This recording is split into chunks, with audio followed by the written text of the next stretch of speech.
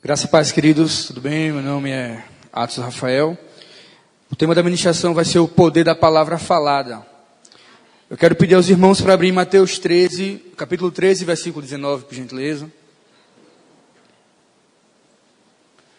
É uma honra estar aqui depois de 2 anos de tanto esforço. É motivo de alegria.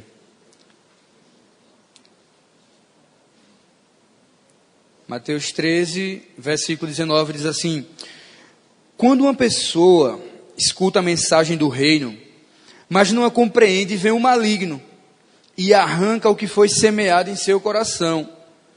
Essas são as sementes que foram semeadas à beira do caminho. É interessante falar aqui, quando a pessoa não compreende, vem o maligno e rouba as sementes. E ele fala que estas são as sementes que foram semeadas à beira do caminho. Feche seus olhos, vamos orar. Pai, te agradecemos por essa palavra, Senhor Deus. Meu Pai, nosso coração é uma terra boa, Senhor. E a semente, Pai, ela irá, Pai, germinar. E irá, Senhor Deus, crescer, Pai, e frutificar 100 por 1. Glória a Deus. Amém, queridos. É interessante observar como as pessoas que não compreendem a palavra, elas são roubadas de saber o que Deus quer que elas sejam. Saber a realidade delas. E assim, quando as pessoas não entendem a palavra, não é apenas o maligno que rouba essa palavra. As próprias pessoas, os próprios amigos, as próprias pessoas da igreja, elas muitas vezes roubam essa palavra, sabia disso? Por quê? Porque as pessoas elas são acostumadas a olhar a palavra através do espectro delas, das experiências dela. Então a pessoa que muitas vezes teve um familiar que morreu por conta de uma doença, ela acha que todos vão morrer por conta disso. Porque isso é normal, isso acontece, mas queridos, a Bíblia diz que não é bem assim que funciona. É interessante que muitas situações acontecem para tirar a palavra de você. E eu creio que nesse tempo que nós estamos aqui, meu irmão, recebendo do Senhor, que estivemos esses 2 anos, a palavra ela entrou e ela, meu irmão, vai gerar e já tem gerado raízes em você. E queridos, eu sei que o inimigo não roubou aquilo que você aprendeu nesse tempo. É interessante, eu quero falar para vocês que os fariseus, naquela época, eles estavam com Jesus diante deles. Mas mesmo assim, o Jesus era o maior mestre que existiu. O Jesus era um homem, meu irmão, que estava como homem, era Deus e estava como homem, que ele andou, meu irmão, vivendo aqui em abundância. Todas as pessoas que cruzaram o caminho de Jesus, elas tiveram a vida dela mudada de alguma forma. E sabe o que acontece? Mesmo assim, os fariseus, eles não creram, não acreditaram. Por quê? Porque o coração deles estavam calejados, estavam duros com aquela palavra, que eles não aceitavam de maneira nenhuma. E eu não quero que você abra, mas eu vou ler em Efésios 4:17, que diz assim: isto, pois, testifico no Senhor, para que não andeis mais como andam também os outros gentios, na vaidade da sua mente, que entenebrecidos no entendimento, separados da vida de Deus, pela ignorância que há neles, pela dureza do seu coração, os quais, havendo perdido todo o sentimento, se entregam à dissolução. Então, queridos, o fato de você conhecer, simplesmente ouvir a palavra e não entender, isso gera para você danos. Por quê? Porque como a palavra diz, que você está com o coração fechado. Amém? Que nós não estamos nessa situação, amém? Amém. E eu quero falar para você, baseado nisso daí, que abra por favor em Gênesis versículo 1. Gênesis versículo 1 diz assim: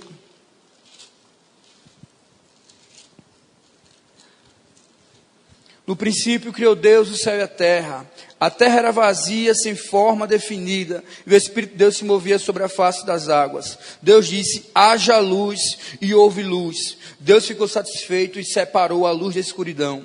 Amém, queridos? Nós vemos aqui a maneira que Deus age. Em Gênesis nós vemos em 3 momentos Deus falando algo. O que é que Deus disse? Ele falou algo e ele viu.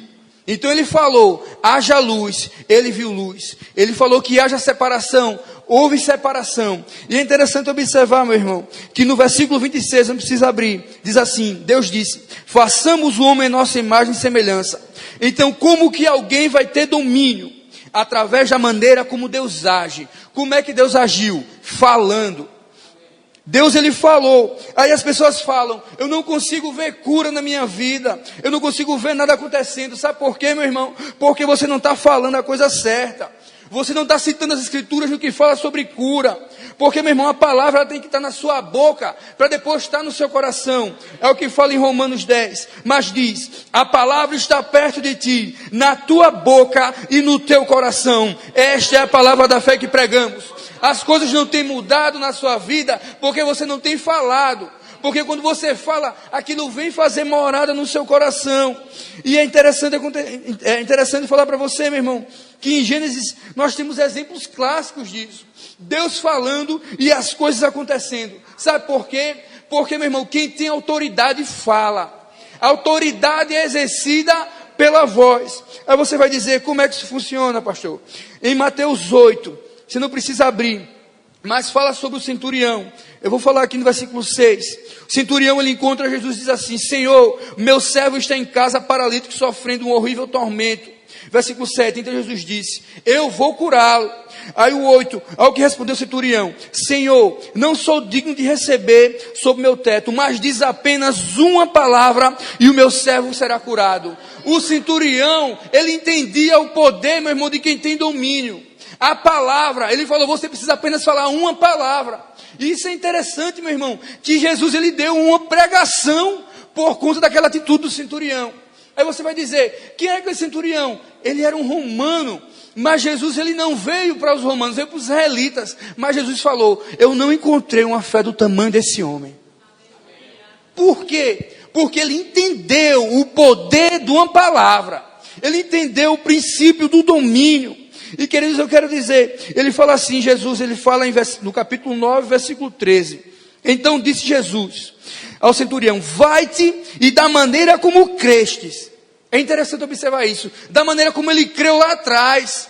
Não foi na hora que Jesus falou. Como é que ele creu lá atrás? Que se uma palavra de Jesus fosse falada, se algo fosse sair da boca do Senhor, ele ia se agarrar naquilo ali. E sabe o que acontece, meu irmão? A nossa fé, ela vem pelo ouvir. E o que acontece? A fé, ela agarra o que a graça já nos deu. Então, queridos, entenda isso uma vez por todas. O Senhor, ele reconheceu a fé daquele homem, porque ele sabia que o centurião entendia o poder da palavra.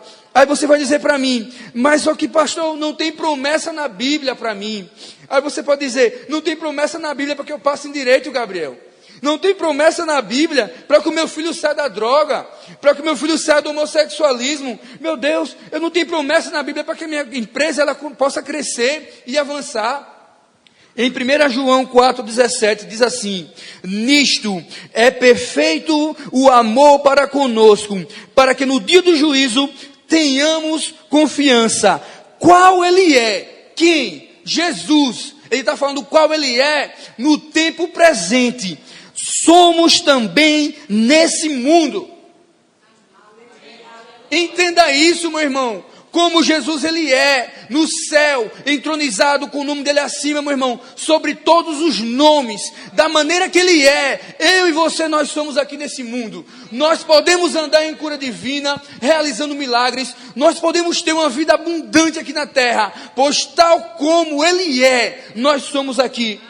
Queridos, isso é uma palavra que tira você, meu irmão, de movimento, do marasmo. Põe você em movimento, porque você passa a entender que você é a justiça de Deus, que aquilo, meu irmão, que você tem no seu coração, aquela toda a confiança que foi passada aqui nesses 2 anos de rema, faz você avançar e saber: não, Pai, eu tenho direito a isso, eu estou na tua presença como se eu nunca tivesse pecado, como se nada tivesse acontecido, eu sou tua justiça. E a Bíblia fala como ele é. Então, meu irmão, abra a sua boca, porque a sua palavra, meu irmão, ela tem poder. Como a palavra de Jesus, ela tinha poder, a sua também tem.